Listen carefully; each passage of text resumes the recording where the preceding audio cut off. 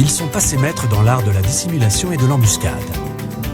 Immergé dans les eaux peu profondes, ce crocodile attend patiemment sa proie, qui ne se doute de rien.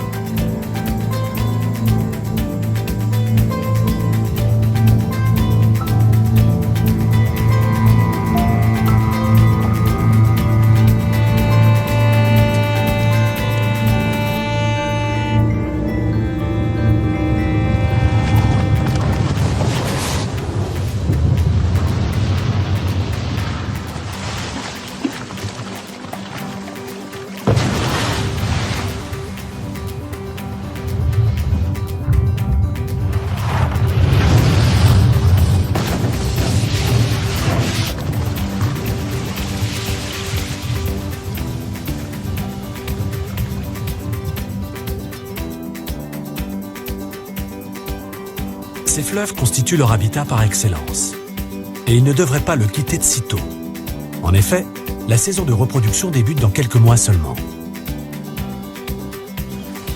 Les meilleurs sites de nidification attirent un grand nombre de femelles. Aux yeux des dominants, il est donc plus important que jamais de défendre leur territoire.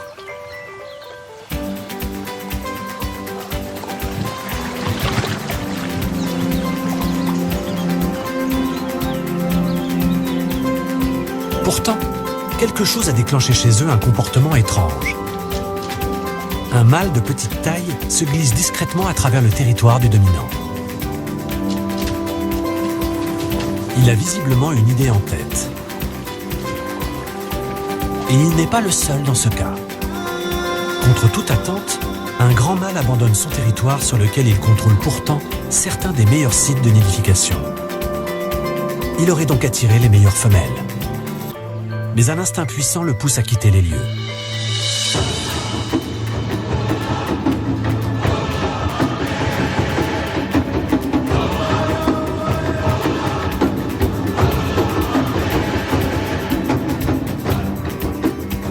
Il se lance dans un difficile voyage qui va durer plusieurs jours. Voyage au cours duquel il va devoir affronter les marées montantes.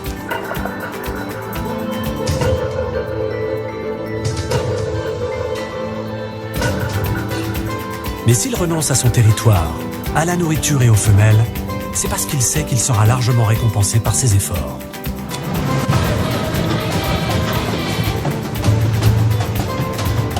Les dominants et les jeunes mâles évincés ne sont pas les seuls à adopter ce comportement. Les femelles aussi prennent le large.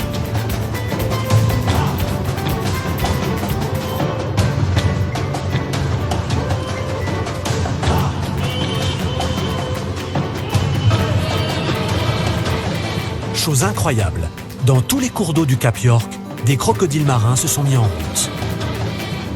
Ils semblent se diriger vers la côte. La marche sur Crab Island vient de commencer.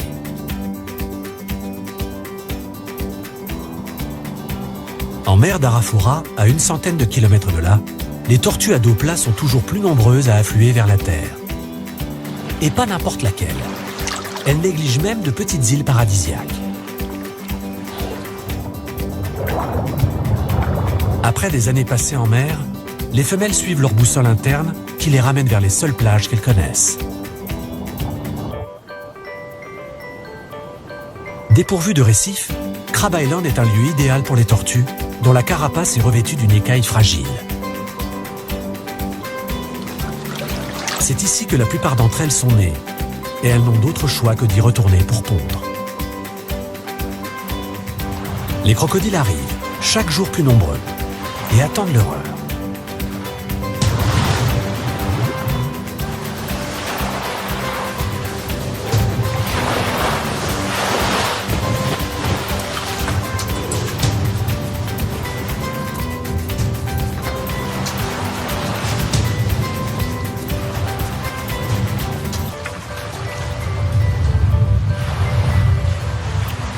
Avec la température qui monte en flèche et le vent qui souffle à plus de 50 km/h, l'île devient un enfer pour les visiteurs, et notamment les tortues prêtes à pondre.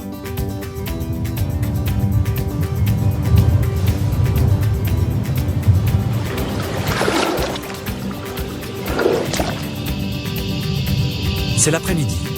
et la température dépasse les 40 degrés. Les tortues font leur apparition, tout d'abord une par une, puis par dizaines.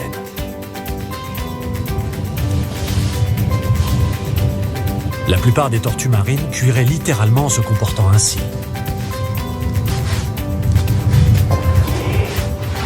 Même les crocodiles ont trop chaud.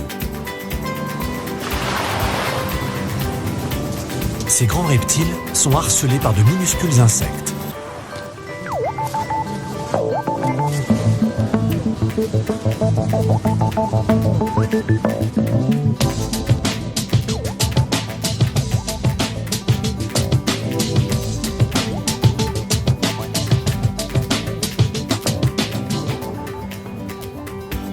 La plage ne fait qu'environ 6 km. Mais les tortues en quête d'un site idéal pour nicher sont parfois désorientées.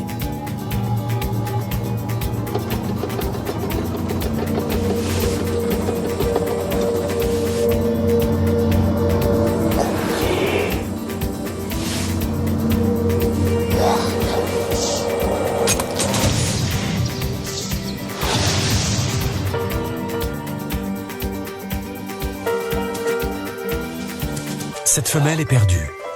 Elle s'est aventurée trop loin dans les terres. Elle est épuisée.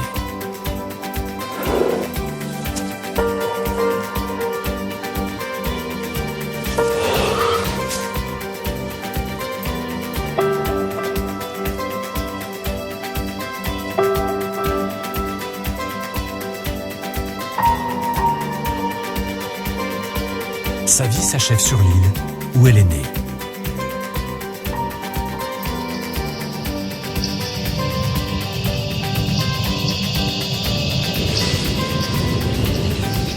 Dans la baie de Crab Island, la température monte. La plupart des femelles vont encore nicher 2 ou 3 fois cette saison.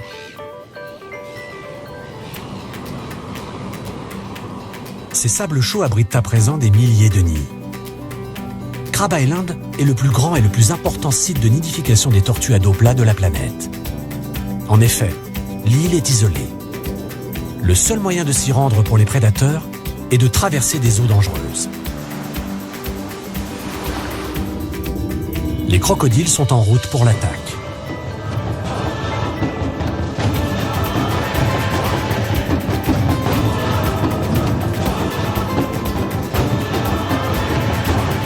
Ceux qui ont quitté les cours d'eau atteignent à présent la côte. L'une des parties les plus dangereuses de leur périple commence ici, à l'embouchure du fleuve Jardine. Un mâle s'est arrêté sur la rive sud. Il est là depuis une journée et se prépare à la prochaine étape.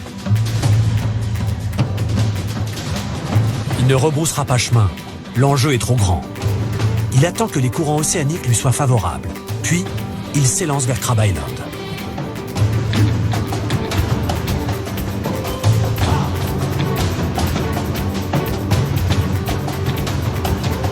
Il n'est pas le seul à se jeter à l'eau.